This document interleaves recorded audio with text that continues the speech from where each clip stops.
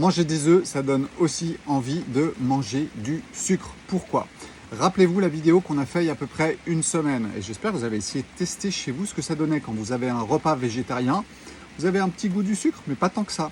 Et quand vous avez un repas avec de la viande, pour ceux qui mangent de la viande, eh bien vous allez voir que vous allez avoir tendance vraiment à vouloir manger du sucre. Pourquoi? Parce que la viande, c'est le yang, c'est la contraction, c'est le muscle.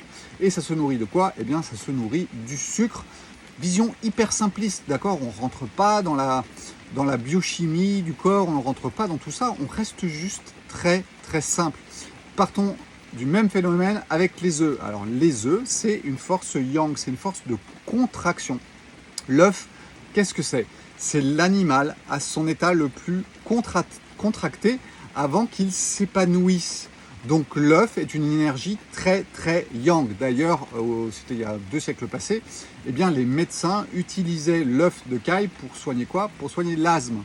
L'asthme étant une maladie du yin, une maladie de l'expansion au niveau des poumons. Donc, quand on mange des œufs, c'est une énergie très yang, ça resserre. D'ailleurs, je vois, moi, si je mange beaucoup d'œufs, eh bien, ça a tendance à bien resserrer mes gencives, elles remontent un petit peu, mais elles ne sont pas toutes molles, elles ne sont pas toutes ramollo. Comme quand on mange du sucre, par exemple, qui va ramollir tous vos tissus, et du coup, eh bien, ça ne va pas améliorer l'état de vos gencives. Donc ça, tiens, c'était un petit point intéressant pour l'état des gencives. L'alimentation qui va se décaler du côté du yin, du côté des fruits, du côté du sucre, eh bien, ça ne va pas améliorer votre état de vos gencives. Je reviens sur mes œufs. Donc les œufs, la vie à son état contracté, on ne peut pas faire plus yang. D'ailleurs, l'œuf est plus yang que la viande.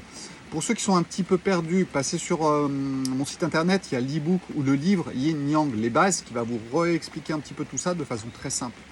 Et donc l'œuf étant une énergie très yang, eh bien vous allez déséquilibrer l'intérieur de votre corps si avec vous ne mangez pas par exemple de la salade, qui est une énergie plutôt yin, d'accord, et surtout de la laitue, plus que la mâche, parce qu'il y en a une qui est plus yin ou yang que l'autre. Donc, je mange des œufs. Par exemple, je mange des œufs le soir. Eh bien, vous allez voir que si votre état d'estomac est en déséquilibre à l'intérieur, du côté du feu, du côté du yang, du côté de la contraction, vous allez avoir envie de manger des gâteaux. Et puis, il y a un truc qui est super intéressant à observer avec l'énergie des œufs. L'œuf, c'est la volaille, c'est l'énergie du foie dans l'énergétique chinoise. Donc, que se passe-t-il? Et ça, on peut très bien l'observer avec des enfants ou avec vous-même, mais ça dépendra de votre état d'équilibre.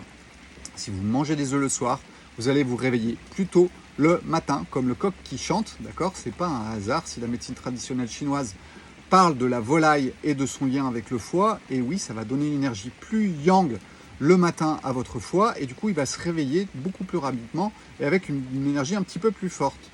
Et ça marche énormément sur les enfants. Quand les enfants vont manger des œufs le soir, vous pouvez être sûr que s'ils ne sont pas très grands, d'accord, ils ont tendance à se réveiller encore plus tôt le matin. Moi, je faisais très attention à ce genre de choses, que je savais que si je donnais des œufs le soir à mes enfants, eh bien, le lendemain matin, c'était pas 6 heures, c'était 5 heures qu'ils allaient se réveiller.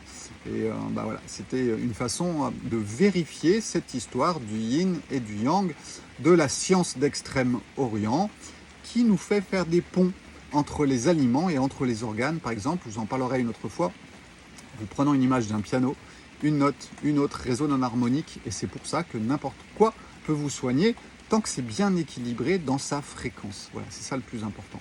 C'est pour ça que j'aime pas trop tout ce qui est artificiel, parce que quand on utilise l'artificialité, eh bien on casse la note. D'accord? Quelque chose que vous prenez dans la nature a une note qui est juste. Et du coup, ça va venir, ou pas, équilibrer ou déséquilibrer quelque chose dans votre corps. Mais ce qui est sûr, c'est qu'avec l'artificiel, on ne gère absolument pas ce jeu. Et ça peut créer des problèmes ensuite. Donc c'est pour ça que j'aime pas trop les choses artificielles. Donc voilà, les œufs, si vous en mangez le soir, vous allez voir, ou même si vous en mangez à midi, ça va augmenter le feu à l'intérieur de votre estomac, et du coup, vous allez en avoir envie de manger du sucre. Faites l'expérience.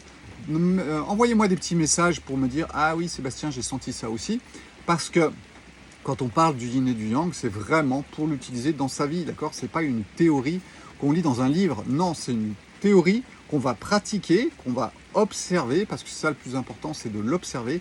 Et ensuite, vous allez voir, vous allez naître avec, vous allez connaître cette histoire du yin et du yang qui est très simple parce qu'on est vraiment dans du basique. J'ai même quelqu'un sur YouTube qui m'a dit Sébastien, c'est nul, c'est trop basique. Mais si vous ne comprenez pas le basique, comment vous pouvez vous en sortir avec la complexité? C'était la vidéo sur les labyrinthes. Je vous invite vraiment à la regarder parce qu'elle vous donne une bonne image du monde d'aujourd'hui qui est une inversion dans sa complexité. Et c'est pour ça qu'on est tous un petit peu perdus, que ce soit dans le monde physique ou dans le monde de la psychologie. Voilà, ciao ciao.